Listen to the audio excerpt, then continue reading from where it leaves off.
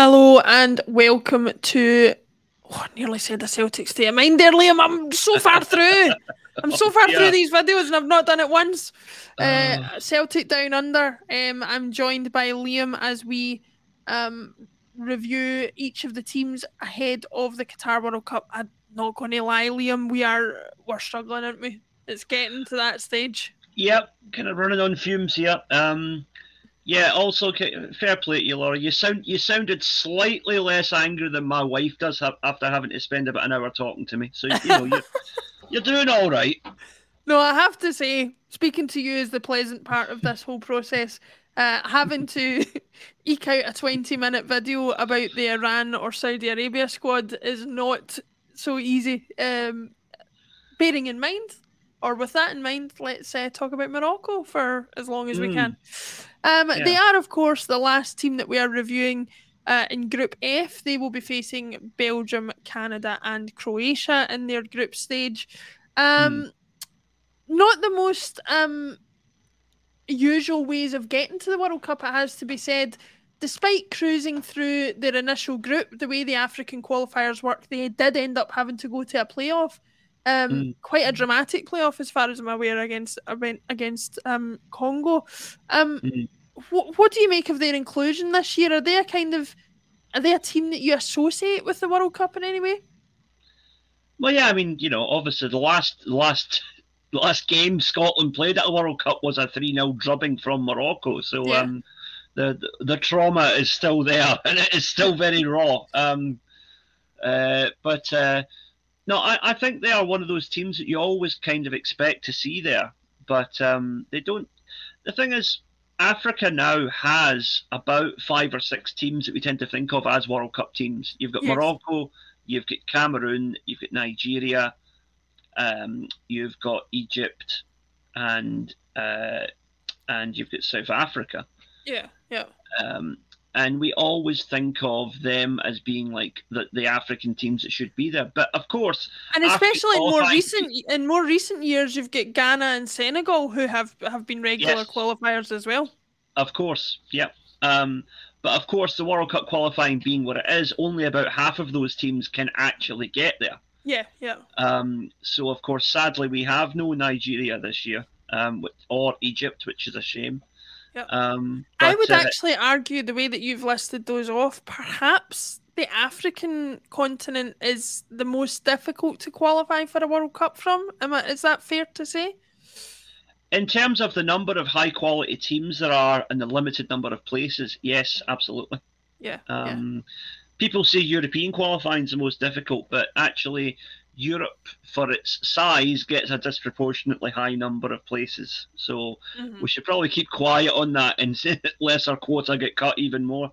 No, that's fair to say. And like you say, there are so many teams there that you mentioned who have provided such amazing World Cup memories for all of us. And to see any of them miss out is unfortunate. But Morocco are the team that made it. And with that in mind, we'll have a look at their squad and who they've got coming to the World Cup to represent them this year. There's a particular talking point I want to make about one of their star players, but we'll get into that in a little bit more time. We've got Yassine Bono of Sevilla, Munir Mohammadi of Al Weda, and Ahmed Reda Tagnauti of Wydad FC.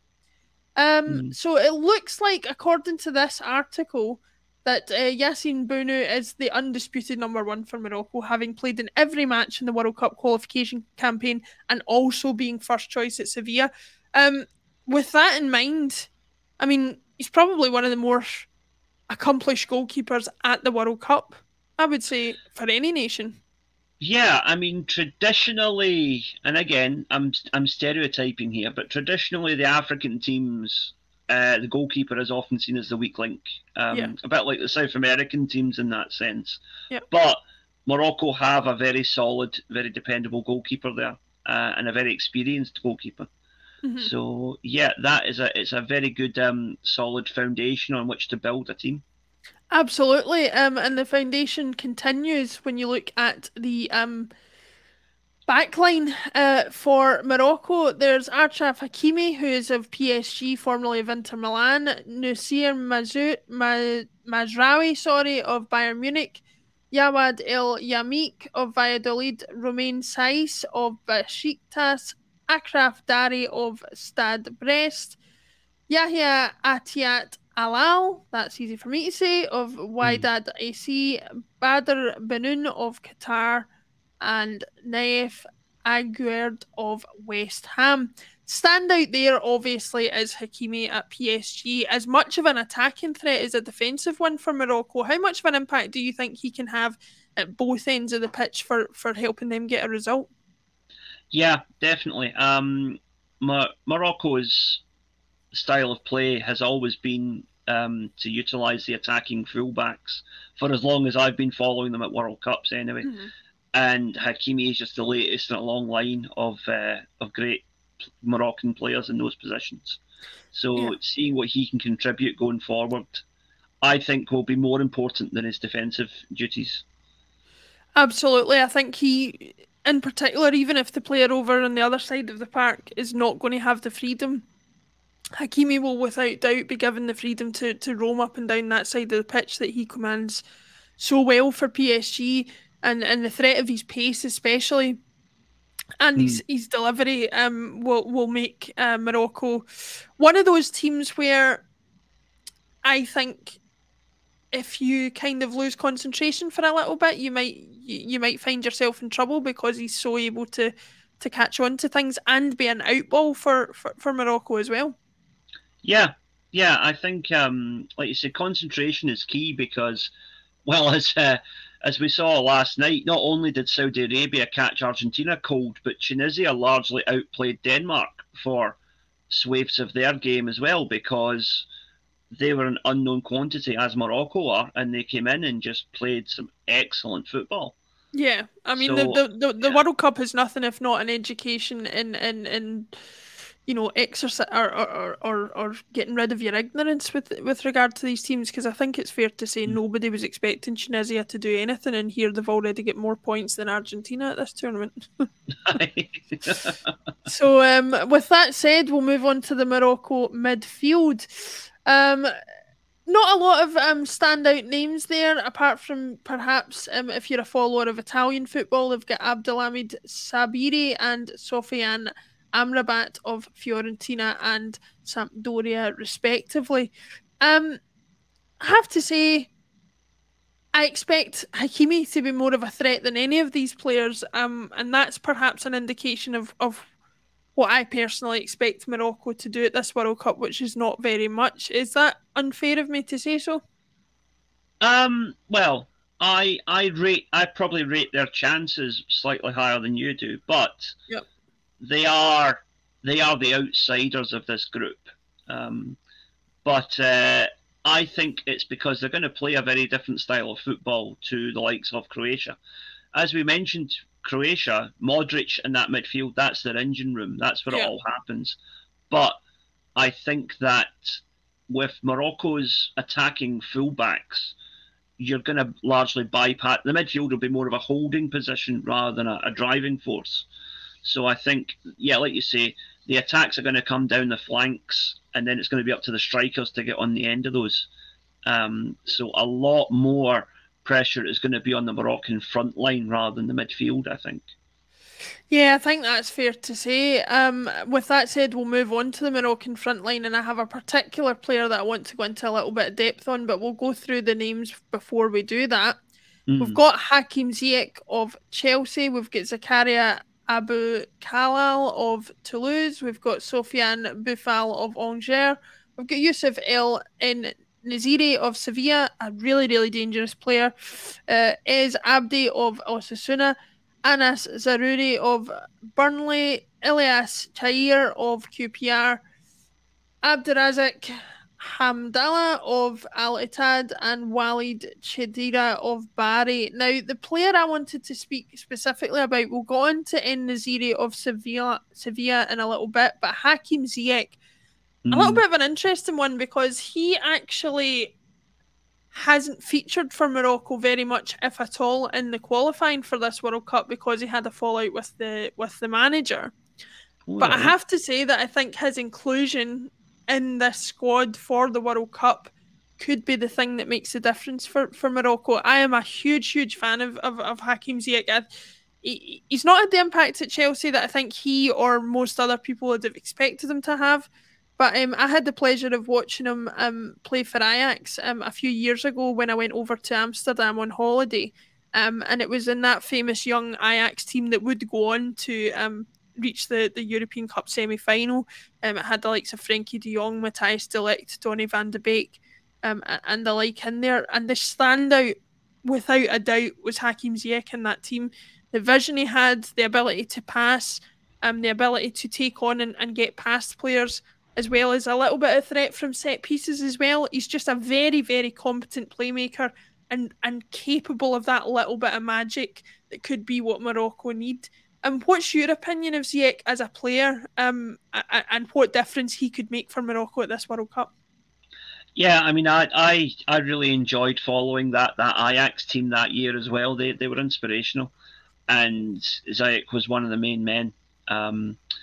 Again, with Chelsea, I always think you can't judge too harshly any player who doesn't necessarily hit his full potential at Chelsea, because it's a type of team that doesn't lend itself to being a long-term success, because they're a team that demand short-term results. Mm-hmm. And especially if you're coming from a different culture as Ziyech is, you need time to bed in, and you need time to find your feet and get to know your teammates, get a feel for the different style of play, because English game is very different to the Dutch game as well. Mm-hmm. But Chelsea do not have that patience. If you sign a multi-million pound contract with them, as he did, and you're not instantly banging the goals in, you're going to get labelled a dud, and I think that's really unfair. Yeah, I think that's unfair as well, and I think a stage like the World Cup is a stage where a player of his ilk really comes into their own, and I certainly hope for one that he does that at this World Cup, because I think his talent is vastly underestimated, particularly over here in the UK, by people who haven't seen him in other places, and I think he could really do a lot to bring some sort of glory for Morocco if they get the chance. Looking at another player there, the other standout there is Youssef En-Nesyri for Sevilla.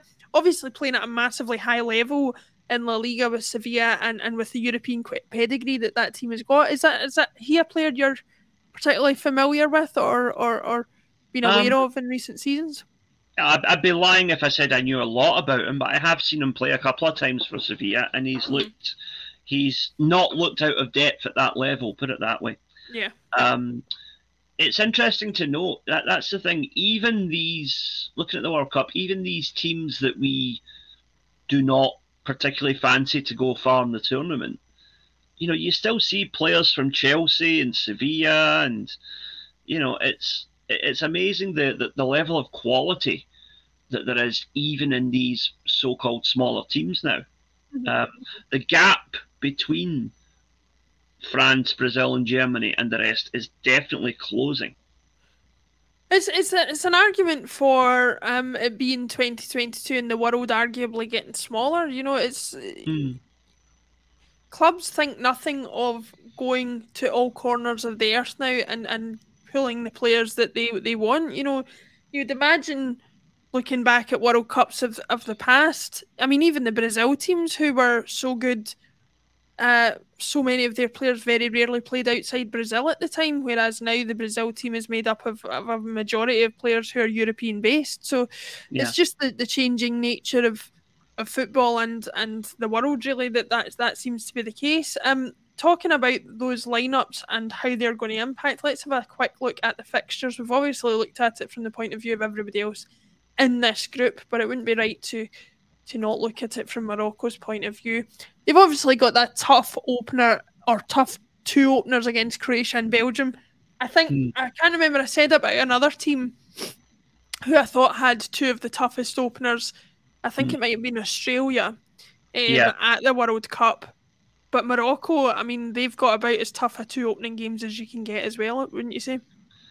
Yeah, I mean, from Morocco's point of view, their best chance of getting through is to try and take something from one of those two games and keep it alive going into that last game against Canada and hoping that they can beat Canada and other results go their way. Yeah. That realistically, that's Morocco's best chance of getting through. And to be honest, I think they probably have a better chance of doing something against Belgium than they do against Croatia. Yeah, I would agree with that. If anybody wants to go back and watch our previous games, we talked about the aging nature of the Belgium defence particularly, and the fact that even though some of their older squad members are getting to the age that they're at, they're still regularly picked. And I wouldn't like to be Toby Alderweireld or Jan Vertonghen having to deal with a Hakim Ziyech or an En Naziri from Seville. No, definitely not. No, I mean, Argentina have already showed how the big teams can flop, and Belgium are another one that I think are vulnerable to that. Absolutely. It'll be interesting to see how it pans out anyway. And I for one will be watching as many of those games as possible, as I'm sure Liam will as well. Thank you very much everybody for joining us for all of the Group F reviews of the teams who will be kicking off their World Cup very, very soon. Tomorrow, UK time at the time of the recording, later today for you in Japan, Liam. So it's coming thick and fast now with the World Cup games, and I for one am really loving it. So thank you, Liam, for joining me, and we'll see you again as we kick off the preview for Group G at the World Cup. Thank you, Liam. Thank you.